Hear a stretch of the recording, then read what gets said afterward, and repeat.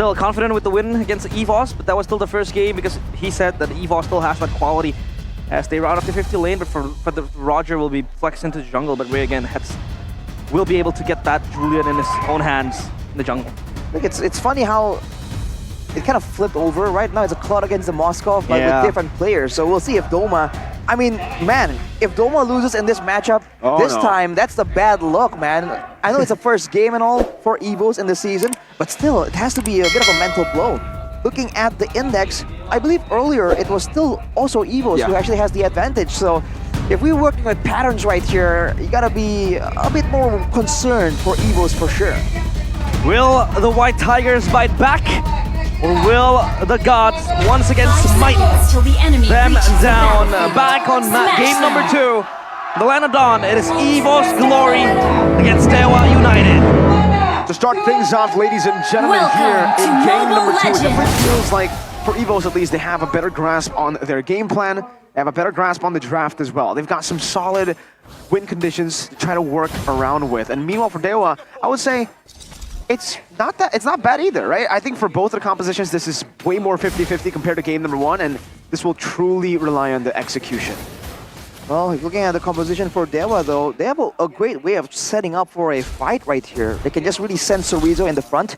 He's really hard to pick off with the Firaga armor, and there's always that last final slash playmaking that we saw being done by Lutfi. And look at the Litho, still secured by DEWA somehow in that engagement. So Annabelle made his way painstakingly to the Litho, but then he didn't get it. This means that Ray will have a bit of an advantage here in the clearing game, but look at Chorizo. Oh, forced the flicker out. Proper respect. Well, the pain. Losing on so much. The Litho and then that jungle creep. The gold crab. Yeah, that XP crab. That XP crab in the hands of Chorizo, of course, it's going to help him get into higher levels quite faster. But again, up top, how would you describe the matchup of that X-Boar against the Hylos? Will it be able to kill the Hylos, or will it have to wait? Kind of shows that we're back in the game after quite some wait. As we flip back to Chorizo, Hijume already able to control the jungle and the turtle in the hands of Ray. So DEWA with that early advantage, 500, 600 gold. Despite this though, right? I mean, they have the Hylos, but still, they're actually losing out in levels. This was the main problem as to why they weren't able to contest for the first turtle in game number 1, and it is still the same problem here. Even with the Hylos pick, with the Zask in the mid lane, Hijume is out-leveling Clockun, and Moeza got level 4 first. Panzer, amazing pick. This should be them on the board here. Clockun picks up first blood, and finally we see a response from EVOS Glory. Oh, that first blood going into the Zask will be very troublesome for DEWA United. They're able to move proactively with Panzer, and this is what you want with the Guinevere, actively seeking for picks, actively roaming around the map to get other laners ahead. Wow. It did require them two ultimates though, but game fact here by our new application GoPay. Yeah, this marks Zask's debut in MPL ID Season 14, after last being used by Watt in MPL ID Season 7 when Genflix lost to EVOS. That was a long time ago, and the fact that he's going to pick it against Watt's former team kind of spells poetry. Yeah, I mean, it's definitely poetic there. Season 7 was a wild time for the gold lane, man. We saw Yu Zhong in the gold lane, Farsa, Zeta. We saw Lunox, Harith, Hayabusa. Farsa as well. Farsa, and obviously we saw the Zas too. Didn't work out for them, but hey, we did see it. A wild time for the gold lane. And then Marksman came about. I think it's Season 8. What a throwback for Mirko there. It was your first season casting as well. Yeah, so. Yours first season too. I got it at the tail end of Season 7, so it's not really as memorable for me, Mirko. I bet for you there's a lot more to think about, but look at Panzer going for play. Great pick again, man, with a spatial migration, but Hijume still, the go green meta, really loves the environment. Go green means go home, because it's able to run back to his house, or rather the base, into that Purify, just giving him that extra anti-CC, but now a total siege going towards the hands of DEWA United. Chorizo, fortune roll is trapping now, pops in the Blast Insanity 2, blows up, Luffy in the back still with a Revitalize, still able to survive for so long, Ray gonna be caught in Hat Sword though! But Annabelle wins out the Red Tree battle, even with the Dominus Ascent, it's not gonna be enough. Moeza taken down, look at the Johnny boys going at it, whose Johnny is better? Okay, Pocket wins it. The spawn duel there coming through. Finally for EVOS, they're showing the utility of that Hylos. DEWA there, I feel like they were really overcommitting to really try and find a way to shut down that Hylos so early on when they can really go for the other heroes, right? Because we've seen that being a real good strategy for the neutral objective take. Maybe let go the turtle or the lord, but make sure that the opponents pay for it. Despite the fact that they don't really have a lot of healing reduction already available in the inventory slots of DEWA United, they went for that Hylos with the Glorious Pathway, with the Revitalize, and it really costed them. They're gonna definitely adjust from there and maybe try and get a lot more earlier healing reduction as well. But for the side of EVOS, man, I think you can really see that the power spikes for Doma is not quite there just yet. Still waiting in on the Demon Hunter Sword, I believe. Yeah, I mean, what do you do against that Hylos, right? Do you ignore it? Depends. I mean, if the backline is kind of vulnerable, maybe you can, but otherwise, you just have to painstakingly like chunk him down and make sure that when you're dealing damage to him, everyone else isn't dealing damage to you. I think that's like the main problem here of trying to deal with Hylos. If you're hitting the Hylos alone and his team isn't hitting you, then you're still okay. But usually when the Hylos is moving forward, the whole team is like, yeah, hit that guy. Hit that guy. And like, they'll try and get pot shots at you, you know, like the school bully. Oh, Doma. No BMI. Now he does use the battle of image. Ray's gonna chase him down.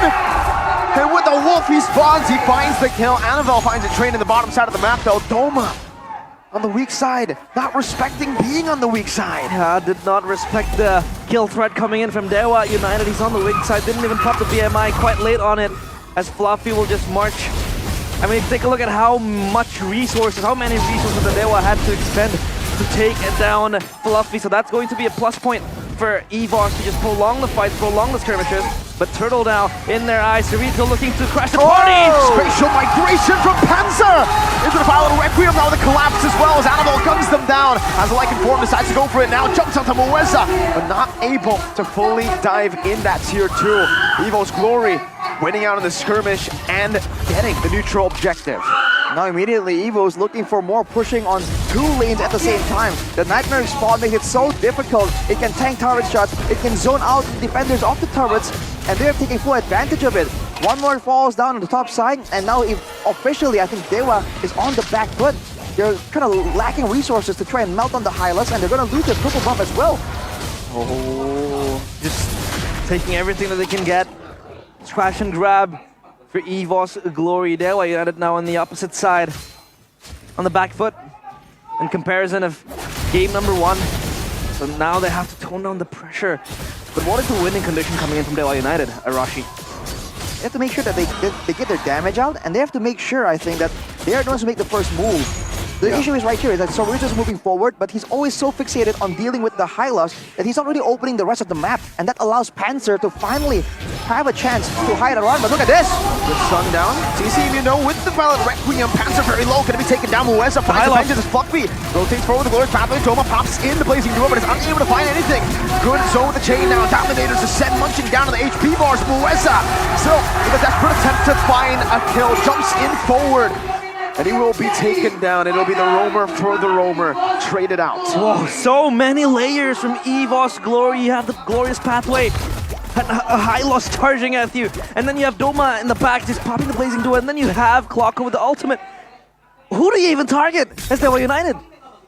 I think right now you have to target Clocker, right? I mean, at the very least, even if you don't really get him out of the fight, you can kind of take down the Domineer's Descent. And that kind of lowers his damage potential, and maybe you can just play the split push game, but considering how well EVOS is controlling the pace right now, and how tanky Fluffy is, they're going straight for the Lord, and I think DEWA will be forced to respond if they really want to contest this. There's no time to split push. I second that. I mean, split push-wise, DEWA United does have that side lane potential, especially with Watt. He's pushing up, pushing down bottom, trying to get a turret for himself, and then he can rejoin the fight with the Spear Destruction. Ooh. Oh, this Lord just a taunt coming in from EVOS Glory. They're yet to set their sights on this. Just a game of ping pong, push and pull, tug of war for both teams, as Watt is able to get that bottom turret for himself. Oh, Conceal, Moeza Trying to go for it. Clock could jump through the damage with set. Cerezo gonna be caught still. Losing the Faraga armor. Mueza able to dodge away from the space of migration. The final slash connects onto 3, including the clone. The chain plays down. Cerezo able to flicker out to safety. Meanwhile, on the back line, it's going to be chased down. Hijime will be able to trade it out. It's 1 for 1. Both mid laners taken down. But with the Zask down, this gives DEWA a window of opportunity. One in the mid lane clearing it out. Oh! As now it's going to be Fluffy engaged on. Good team to knock him up. Mueza jumps with the vengeance that has been resetted with the CC that was placed. But still, Doma handling the waves in the mid lane. DEWA, they have 4, and it's a 4v4 currently. No one wants to come in on the Lord. Prolonged skirmish and a team fight as well, but they lost Clockun, but Clockun is back on the line of Dawn now, as well as Hijime. They'll sprint towards the Lord, still wanting to grab this huge objective. But for DEWA United, they're just waiting in the wings, not wanting to make the first or initial engage coming in towards EVOS Glory. I feel like this slow Lord Dance situation really favors DEWA, because we talked about this. EVOS can really do a lot of damage with the X work, but only if EVOS are willing to stand there and take it. As of right now, there's not really enough ways for them to really make the move. But look at that! They go in. Oh, spatial migration and the Bella Requiem just for the Faraga armor. Spear. The destruction connecting onto the back line. Now the final stacks. Mueza unable to displace anyone. It's Annabelle who's as consistent as ever on the retribution. Ray gets the chain to disengage and to give Watts an opening to escape. EVOS Glory finding the neutral objective and 2 members on the board. Watt wasn't able to gun down the damage needed to get through the players of EVOS Glory. They go home with all eyes on the Lord, getting that Lord, getting 2 kills. And now they can work on the side lanes, just even push DEWA United far off the cliff. You know, a big factor right here is the fact that Cerezo is actually relatively behind. He only has 2 items completed. He went for the War Axe first to try and get some more damage, some more utility, and then he went for the Brute Force Breastplate for the tankiness. So he hasn't really got any other items to help with the utility, like let's say the Ice Queen's Wand to try and slow down the members of EVOS Glory, which is why they can just move forward here without really being bothered by quite anything. With the Lord marching in right now, with the Hyla still being that pesky front line, not a lot of ways for DEWA to defend this without at least losing several structures in the process. Annabelle having that endless battle in his hands gives even much more tankier approach, more sustain. Ooh, Purify. Forced out.